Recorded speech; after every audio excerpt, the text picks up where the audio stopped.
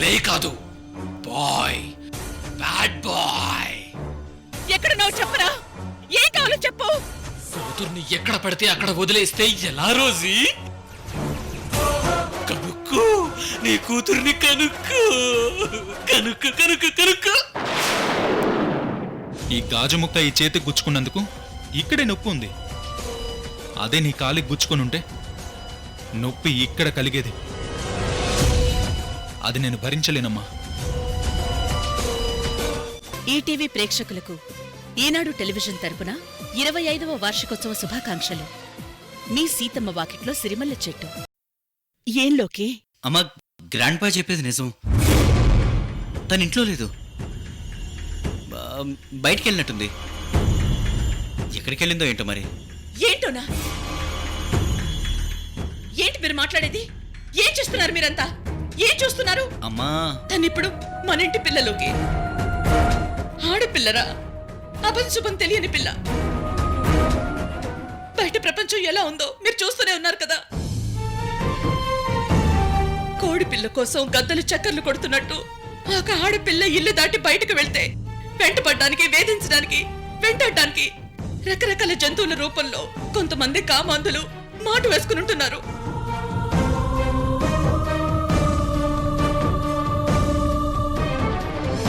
Already మన ఇంట్లో ఒక తప్పు జరిగింది. అలాంటప్పుడు మనం ఇంకెంత జాగ్రత్తగా ఉండాలి? సారీ అమ్మా, నేను నిజంగా అంత దూరం ఆలోచించలేదు. కనిపెట్టుకుని ఉండాల్సింది. కానీ ఇంట్లోనే ఉంటుంది కదా అనుకున్నాను. ఏం పర్లేదమ్మా, నేను ఇప్పుడే బయటికి వెళ్ళి చూసొస్తాను. సరే. అదిగో మహాలక్ష్మి వస్తుంది.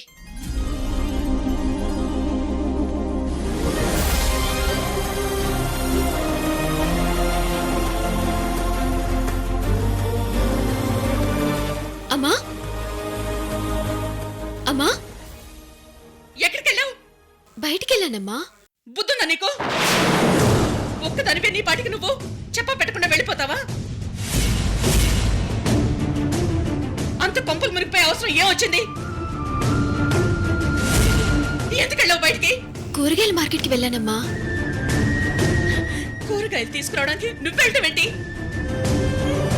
పని వాళ్ళకి చెప్తే వాళ్ళు తీసుకొస్తారు కదా. అది కాదమ్మా, నువ్వు కడుపు నిండా భోజనం చేసి చాలా రోజులైంది. అందుకే నీకు నచ్చిన కూరలు నా చేత్తో వండి పెడదామని.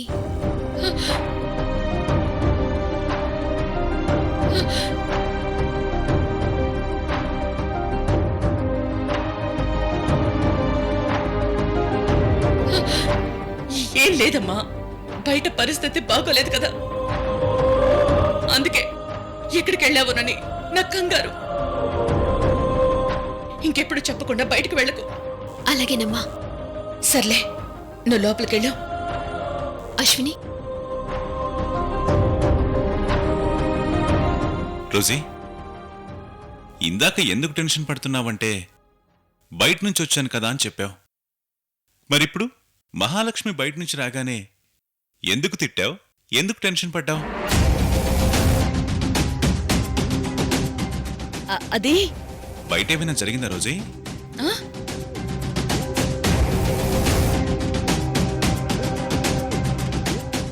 నిన్నే రోజీ. బయట ఏం జరుగుతుందండి? మహాలక్ష్మి బయటకు వెళ్ళిందంటే బయట ఏం జరుగుతుందోనని అందరి తల్లులాగానే నేను కంగారు పడ్డాను, అంతే. అది కాదు రోజీ, అంతకు మించి ఇంకేం జరగలేదు. అమ్మా, ఏమైంది?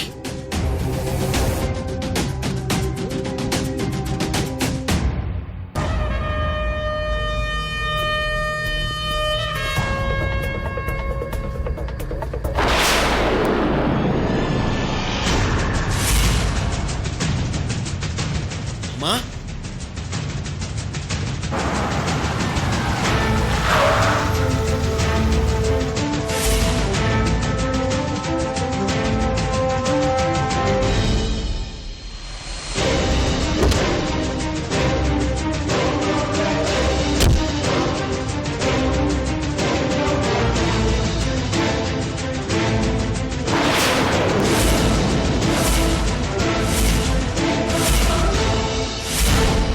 రే సామ్రాట్,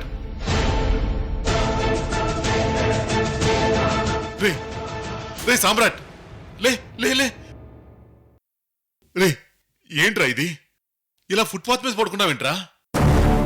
పాడే కానప్పుడు ఎక్కడైనా ఒకటి నాన్న. రే ఏంట్రా ఏంట్రా ఈ పిచ్చి మాటలో? రే రోడ్ల మీద ఫుట్పాత్ల మీద పడుకునే కర్మ నీకేంట్రా? అలవాటు చేసుకుంటున్నాను డాడీ. ఆ రోజీ దెబ్బకి మన ఇల్లు కూలిపోవచ్చు, మన డబ్బు కాలిపోవచ్చు, అమ్మలాగే నువ్వు పైకి పోవచ్చు. అప్పుడు నాకేం మిగులుతుంది? హ, ఇదే కదా. రే రే సామ్రాట్, నేను చచ్చినా కూడా నీకు ఆ పరిస్థితి రాదురా. రానివ్వనురా, రానివ్వను. రానివ్వను అని నువ్వంటావు, కానీ ఆ రోజీ నిన్ను సాగనిస్తుందా? నార తీస్తుంది కదా నాన్న.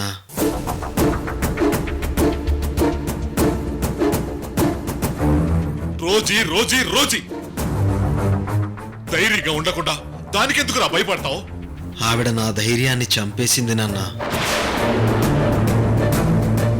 నా చేతులతో నా ధైర్యాన్ని చంపుకునేలా చేసింది.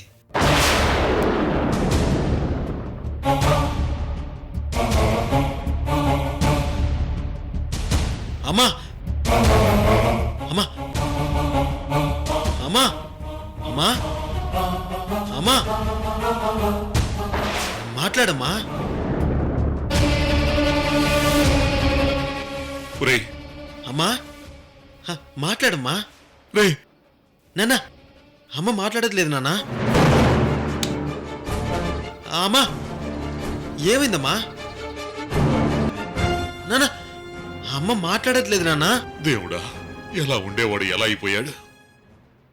అమ్మా రే మాట్లాడమ్మా. ఆపరా. అమ్మా రే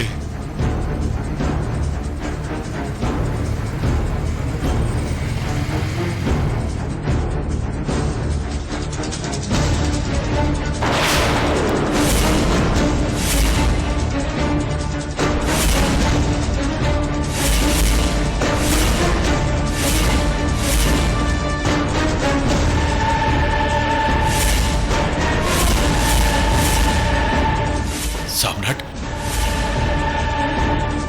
బతికే ఉన్నాడా? రే అమ్మా రే ఇంటికి వెళ్దారా? ఉండు నాన్న.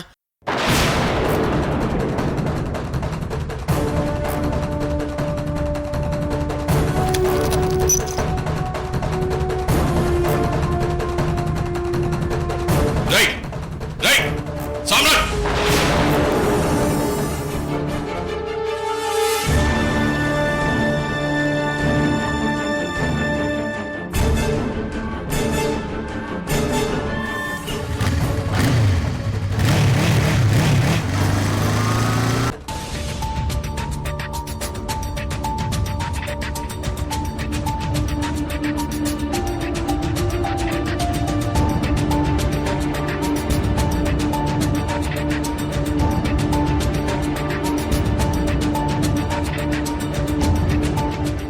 ఫోన్ చేసిన వాడు ఎవరై ఉంటాడో?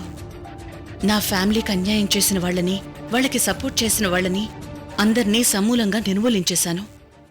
వీడెవడు?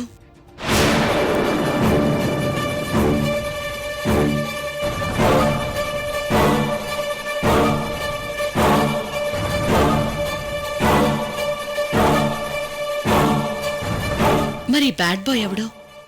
పాత పగ అంటూ పిచ్చి పిచ్చిగా మాట్లాడుతున్న ఈ కొత్త శత్రువు ఎవడు? ఎవడు వీడు? ఛ!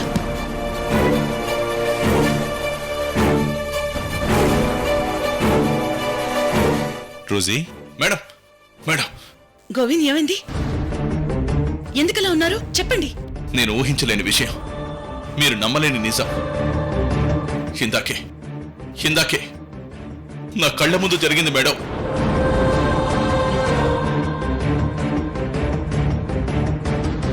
దేని గురించి మాట్లాడుతున్నారు గోవింద్? మీరు మొదలుపెట్టిన యజ్ఞం పూర్తవలేదు మేడం. ముగిసిపోయిందనుకున్న యాగం మనకు తెలియకుండా అసంపూర్తిగా మిగిలిపోయింది మేడం.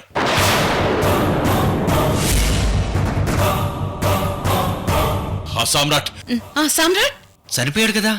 చావలేదు. ఆ పాము చావలేదు.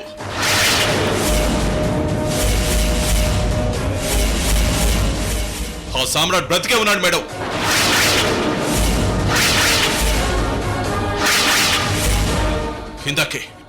ఇందాకే నా కళ్ళ ముందు వాడి తండ్రితో కలిసి కారులో వెళ్ళాడు. నో! గోవింద్, నువ్వు కరెక్ట్ గానే చూసావా? కరెక్ట్ గానే చూశాను సార్. వాడు ఖచ్చితంగా సామ్రాటే. మరి వాడు వాళ్ళ అమ్మ చనిపోయినట్టు వార్తలొచ్చినా ఆ శ్రీనివాస్ తన కొడుకు బ్రతికే ఉన్న విషయం బయటికెందుకు చెప్పలేదు? ఎందుకు చెప్పలేదనే మన ప్రశ్నకి కష్టపడి జవాబు వెతుకోవాల్సిన పని లేదు. మన మీద పగ తీర్చుకోవడం కోసమే ఆ శ్రీనివాస్ ప్లాన్ చేసుంటాడు. నువ్వు పులివని తెలుసుకోలేక నీతో పెట్టుకున్నాను.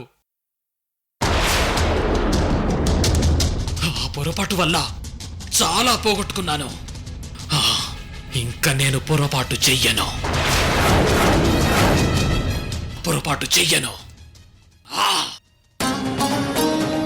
అంటే నాకు ఫోన్ చేసిన బ్యాడ్ బాయ్ వాడే, డౌటే లేదు. టైం చూసి మనల్ని దొంగ దెబ్బ తీయటానికే ఆ సామ్రాట్ ప్రాణాలతో బయటపడినా బయటికి కనిపించకుండా మేనేజ్ చేసుంటాడు. నువ్వు చెప్తుంటే నిజమే అనిపిస్తుంది లోకి. గోవింద్, అసలు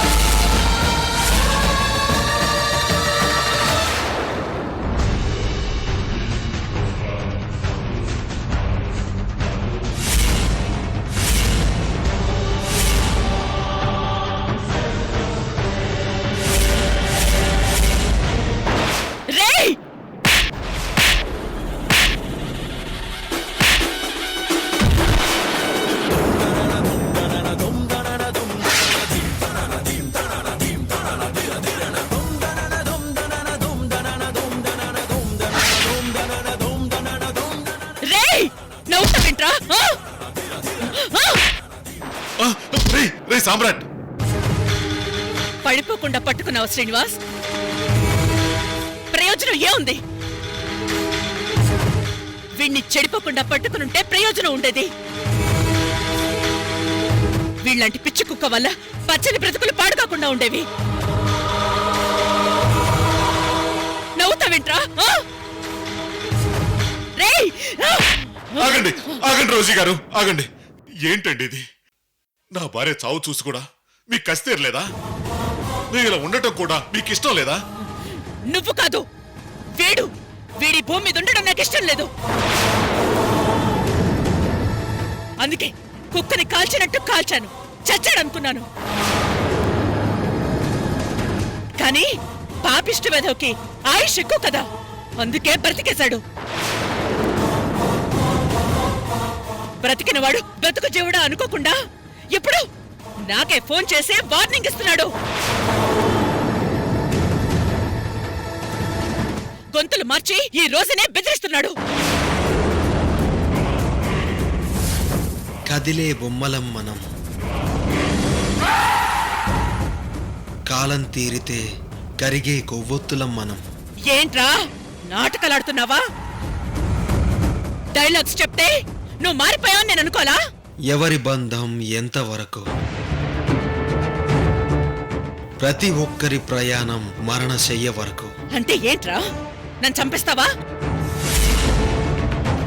ఆ, రారా రా రా, చంపు చంపు. చంపేదెవరు, చచ్చేదెవరు? ఆడేదెవరు, ఆడించేదెవరు?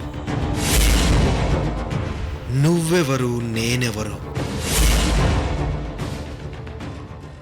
కింద భూమి, పైన ఆకాశం,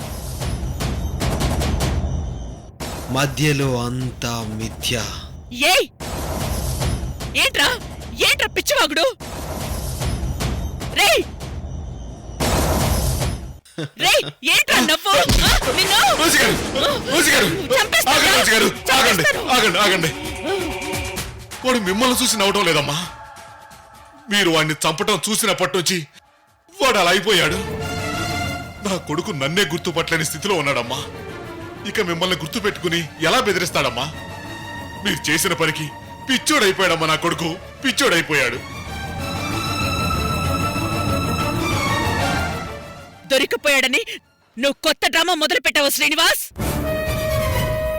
అబ్బా కొడుకులు కలిసి ఎంత నటన కనబర్చినా నేను కనికరించను. అయ్యో, వాడి నవ్వు, నా ఏడుపు నటన కాదమ్మా, నటన కాదు. మీకంత డౌట్ గా ఉంటే మా వాడికి ట్రీట్మెంట్ చేసిన డాక్టర్ నెంబర్ ఇస్తాను. అతను అడగండి ఫోన్ చేసి. వీడిని మామూలు మనిషిగా చూడటానికి నేను పడే బాధ అర్థం అవుతుంది. వీడి కండిషన్ పై మీకు క్లారిటీ వస్తుంది. ఇదిగోండి, తీసుకుని చూడండి. అవసరం లేదు. అర్థమైందనుకున్నది కాదు, అర్థం కాలేదనుకున్నది అర్థమవుతుంది. అర్థంలో అనర్థం ఉంటుంది, అనర్థం జరిగాకే అర్థమవుతుంది. రే, నువ్వు ముయ్యరా? ఏం మాట్లాడొద్దా నానా? చూడండి, వీడు బ్రతికాడే కాని రోజు ఇలా పిచ్చివాగుడు వాగుతూ వీళ్ళమ్మ ఫోటో దగ్గరే పడుకుంటున్నాడు. ఏదో లోకంలో ఉంటున్నాడు. ఇది నిజం రోజీ గారు, నన్ను నమ్మండి.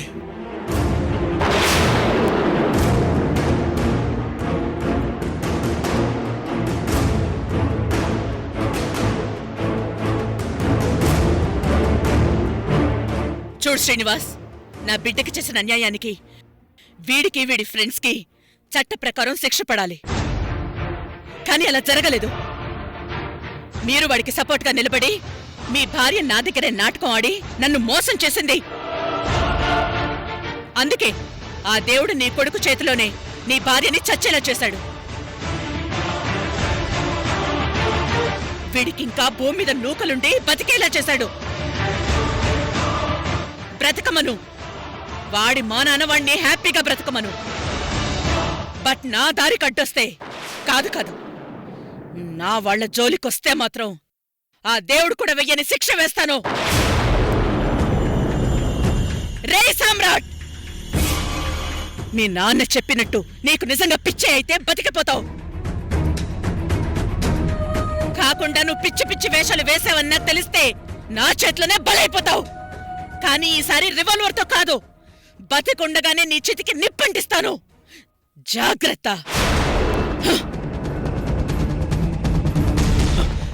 అగ్ని, అగ్ని, ఆరని అగ్ని, గుండెల్లో రగిలే బడబాగ్ని, మనసులు కాల్చే మాటల అగ్ని, అంతా అగ్ని, అగ్ని, అగ్ని, అగ్ని, అగ్ని.